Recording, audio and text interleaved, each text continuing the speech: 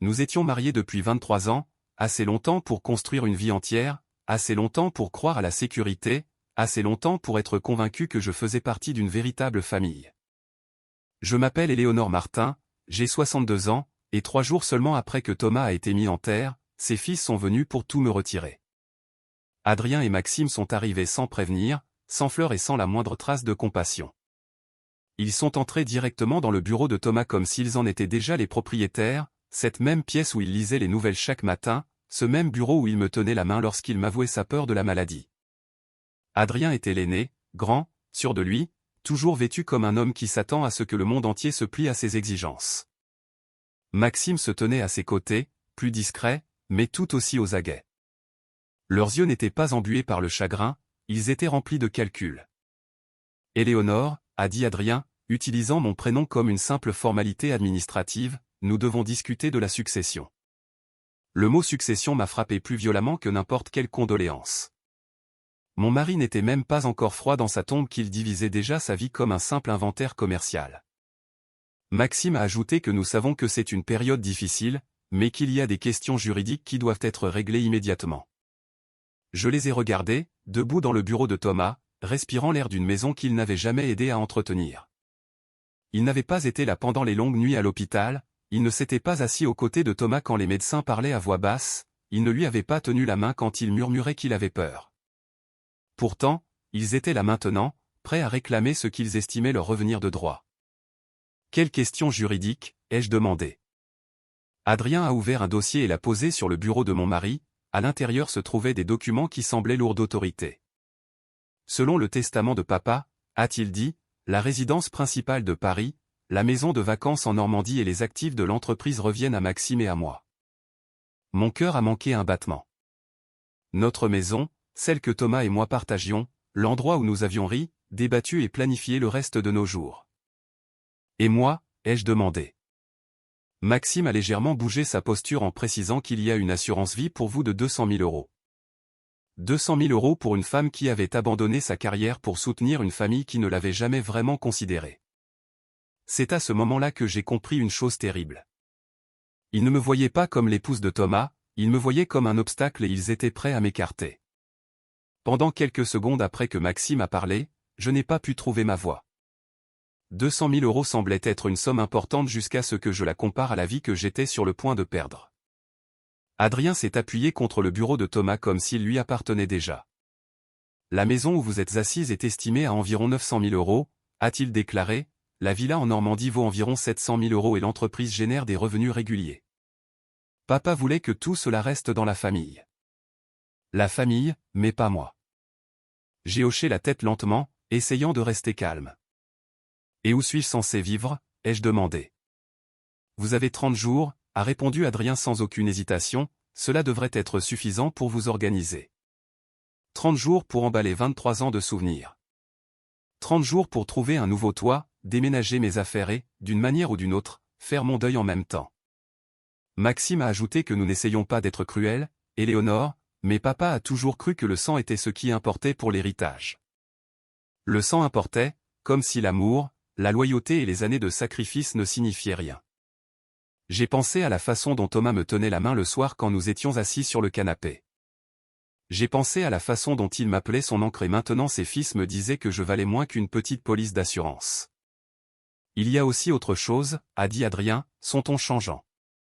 Pendant la maladie de papa, il a accumulé des frais de clinique privée.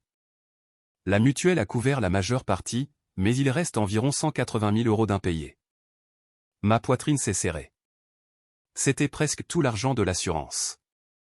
Ces factures sont de votre responsabilité, a dit Maxime doucement, vous étiez sa femme, vous avez pris les décisions ensemble et légalement, la clinique se retournera contre vous. Alors, si je comprends bien, ai-je dit, vous prenez les maisons, vous prenez l'entreprise, vous prenez l'avenir que Thomas et moi avons construit et je garde les dettes. Adrien ne l'a pas nié, précisant que c'est ainsi que le testament est rédigé. J'ai regardé le bureau une dernière fois, les étagères, la fenêtre, la photo de Thomas et moi le jour de notre mariage. Il ne prenait pas seulement des biens, il m'effaçait. Et le pire n'était même pas l'argent, c'était la façon dont il se tenait là, calme et poli, pendant qu'il détruisait ma vie comme s'il ne s'agissait que de simples formalités administratives. Cet après-midi-là, je me suis assise en face de Maître Delannoy, l'avocat en qui Thomas avait confiance depuis des années.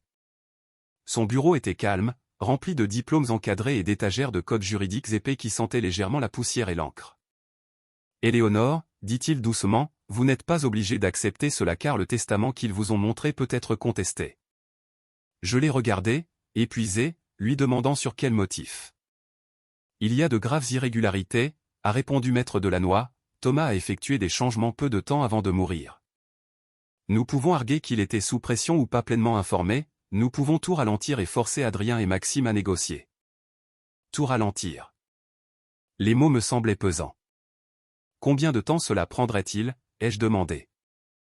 Des mois au moins, peut-être des années. Et de quoi vais-je vivre pendant ce temps? Maître Delannoy a hésité.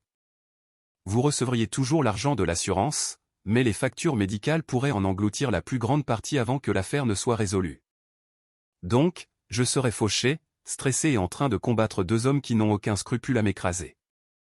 Maître Delannoy s'est penché en avant. Éléonore, il compte sur le fait que vous soyez trop fatigué et trop effrayé pour riposter, c'est ainsi que des gens comme Adrien et Maxime gagnent. J'ai fixé mes mains.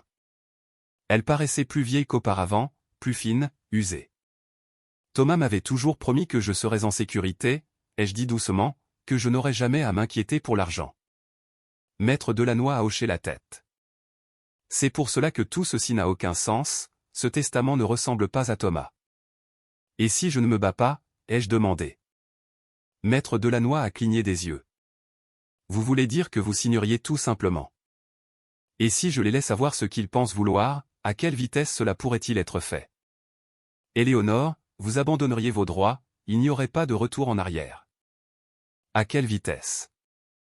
Une semaine, peut-être deux. J'ai fermé les yeux. Se battre épuiserait le peu de force qu'il me restait. Mais abandonner ressemblait à entrer dans une pièce sombre sans savoir ce qu'il y avait à l'intérieur.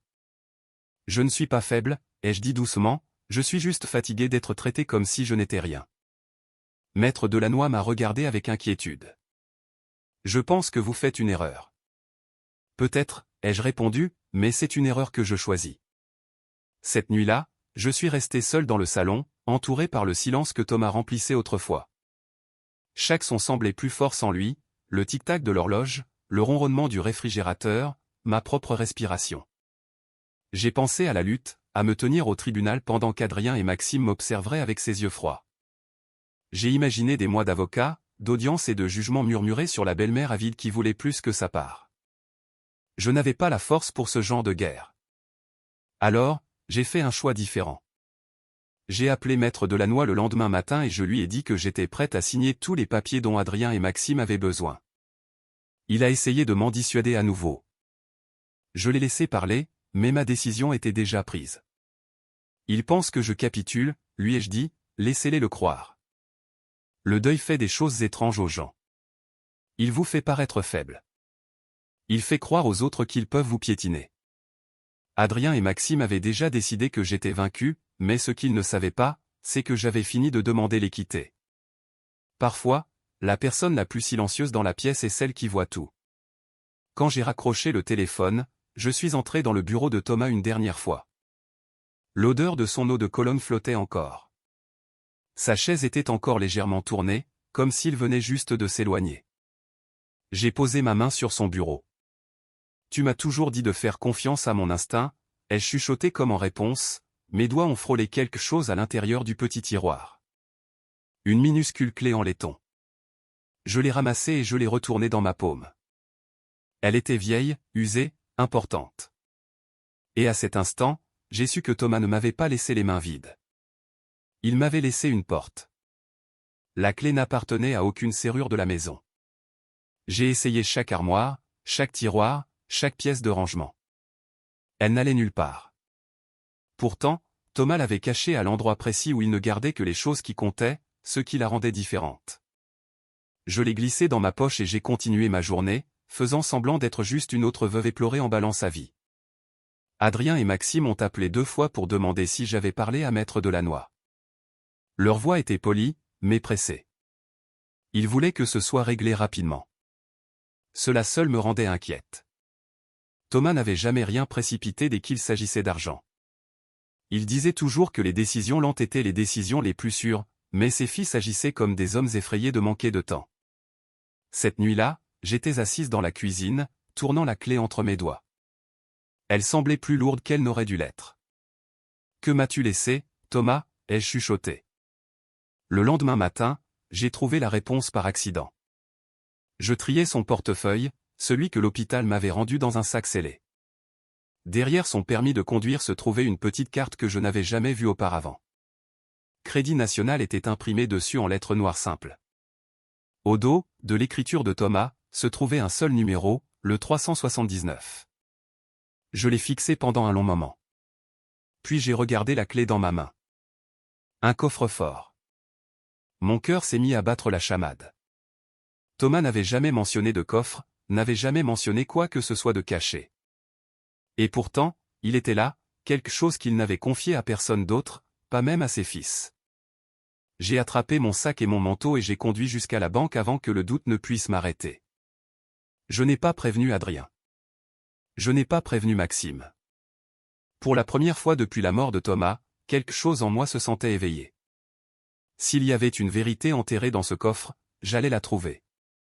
La banque était calme en ce début de matinée, ce genre de calme qui vous donne l'impression que chaque son compte. Une femme à l'accueil a levé les yeux quand j'ai donné le nom de Thomas et le numéro 379. Son expression s'est adoucie. « Monsieur Martin venait souvent ici », a-t-elle dit, « s'il vous plaît, suivez-moi. » Elle m'a conduite dans un couloir étroit et dans une salle des coffres qui sentaient légèrement le métal et l'air froid. Des rangées de boîtes en acier tapissaient les murs comme des témoins silencieux. « Seul vous et votre mari étiez inscrits pour ce coffre », a-t-elle ajouté en le déverrouillant. Il l'a ouvert il y a environ 6 mois. 6 mois, juste au moment où Thomas commençait à tomber malade. Le coffre était plus lourd que ce à quoi je m'attendais. Elle l'a placé dans une petite salle privée et m'a laissé seul. Mes mains tremblaient quand j'ai soulevé le couvercle. À l'intérieur se trouvaient des dossiers, des lettres, des relevés bancaires, des photographies, le tout soigneusement rangé comme si Thomas l'avait préparé spécialement pour moi. J'ai d'abord pris un relevé bancaire. C'était pour un compte appelé Martin Holding. Le solde m'a coupé le souffle. 4 700 000 €. Il y avait une note manuscrite dessus, de l'écriture familière de Thomas. Éléonore, ceci est notre véritable épargne. Je l'ai déplacé pour que les garçons ne puissent pas y toucher. Des larmes ont brouillé ma vision. Nous n'étions pas fauchés. Nous n'étions pas impuissants. Thomas m'avait protégé.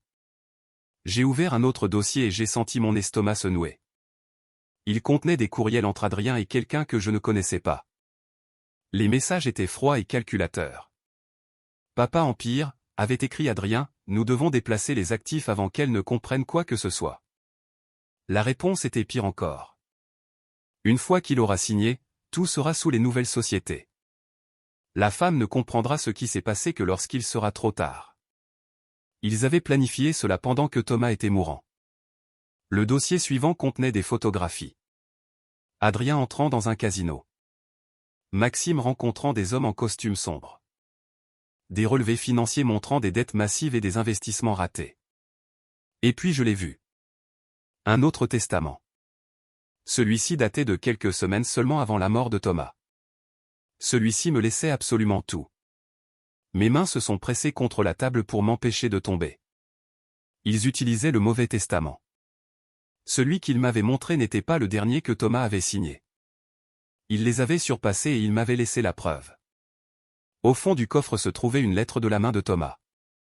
Elle était scellée dans une enveloppe avec mon nom dessus. Éléonore, ouvre ceci après avoir lu tout le reste. Mes mains tremblaient en dépliant le papier. Ma très chère Éléonore, commençait-elle. Si tu lis ceci, c'est que je suis parti et que les garçons t'ont montré qui ils sont réellement. Il écrivait comment Adrien et Maxime étaient soudainement devenus attentionnés quand sa santé avait décliné, comment ils posaient des questions étranges sur les comptes bancaires et les titres de propriété, comment leur inquiétude ne ressemblait pas à de l'amour, mais à la peur de perdre le contrôle. J'ai donc engagé un enquêteur, écrivait-il. J'avais besoin de connaître la vérité. La vérité était pire que ce que j'imaginais. Adrien utilisait l'entreprise comme garantie pour ses dettes de jeu. Maxime déplaçait l'argent des clients vers des comptes secrets. Ils n'étaient pas seulement cupides, ils étaient dangereux. Thomas expliquait comment il avait transféré l'argent vers Martin Holding, comment il avait changé son testament et comment il avait tout placé dans ce coffre pour que je le trouve. Les maisons, écrivait-il, ne sont pas des cadeaux. Je les ai lourdement hypothéquées. Si les garçons les prennent, ils prennent aussi la dette. J'ai dû m'asseoir. Thomas avait transformé leur cupidité en un piège. Les dernières lignes de sa lettre m'ont serré le cœur. Je suis désolé de n'avoir pu te le dire de mon vivant. Je ne voulais pas te mettre en danger, mais j'avais besoin que tu sois en sécurité quand je serai parti. Je t'ai donné le choix, Éléonore. Fais ce que tu penses être juste. Pour la première fois depuis la mort de Thomas, j'ai ressenti quelque chose de proche de la paix. Il ne m'avait pas abandonné. Il s'était tenu à mes côtés tout ce temps. Ce soir-là, Adrien m'a invité à dîner chez lui. Maxime et sa femme seraient là aussi. Il a dit qu'il serait agréable de passer du temps ensemble en famille avant que tout ne soit finalisé. J'ai failli rire. Ils étaient assis en face de moi à une table dressée avec des assiettes chères et du vin qu'ils ne pouvaient probablement plus se permettre. Ils souriaient. Ils demandaient comment je tenais le coup.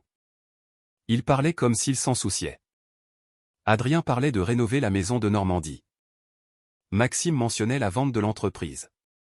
Ils dépensaient déjà ce qu'ils croyaient leur appartenir.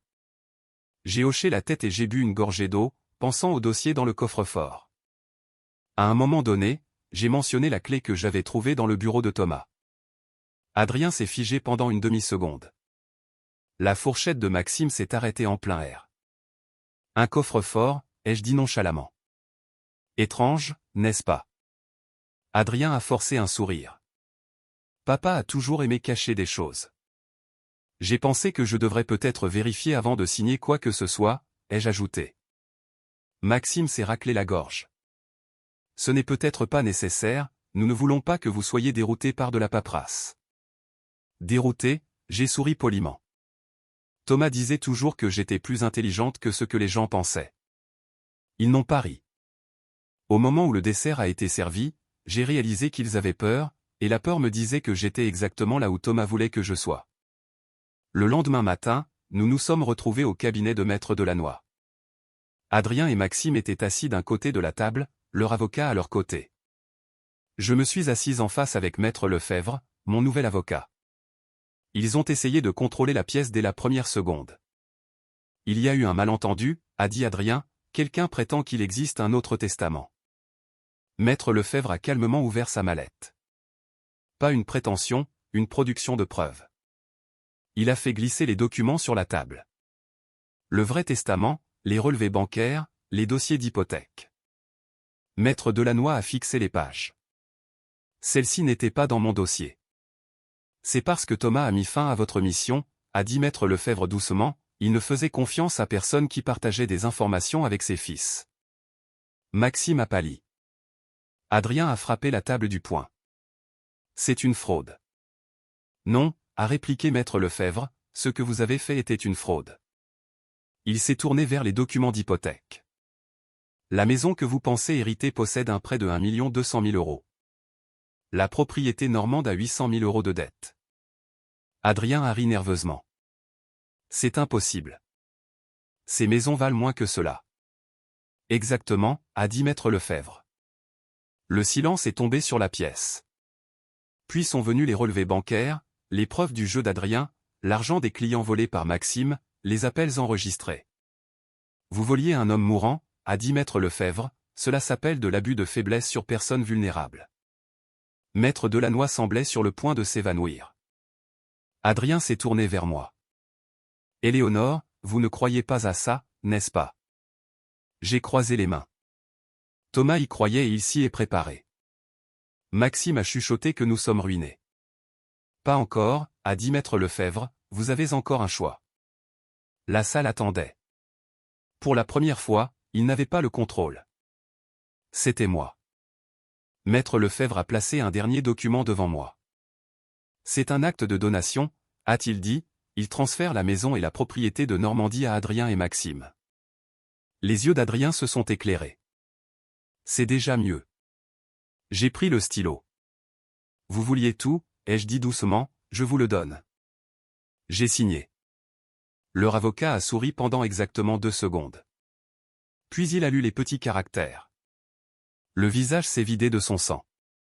Les propriétés sont transférées avec toutes les hypothèques existantes, a-t-il dit lentement, la dette suit le titre de propriété. Adrien l'a fixé. Quelle dette? 1,2 million sur la maison, 800 000 sur la villa normande. Maxime s'est levé si vite que sa chaise est tombée à la renverse. Tu as dit qu'elles étaient payées. Elles ne l'étaient pas, a répondu maître Lefebvre, Thomas s'en est assuré. La voix d'Adrien a craqué.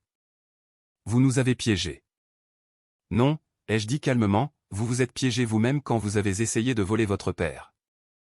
Maître Lefebvre a ajouté que vous pouvez accepter cet héritage ou vous pouvez renoncer à tout, ou vous pouvez aller en prison.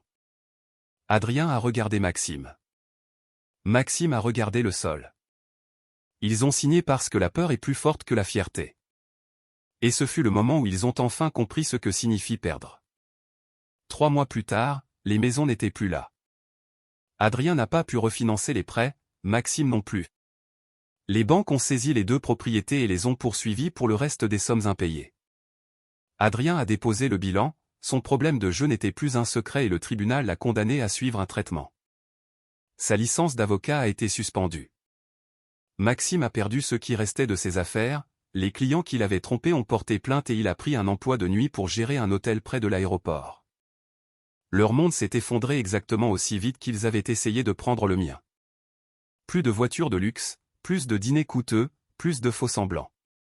Sa femme est partie, disant qu'elle n'avait pas épousé un homme incapable de payer ses propres factures.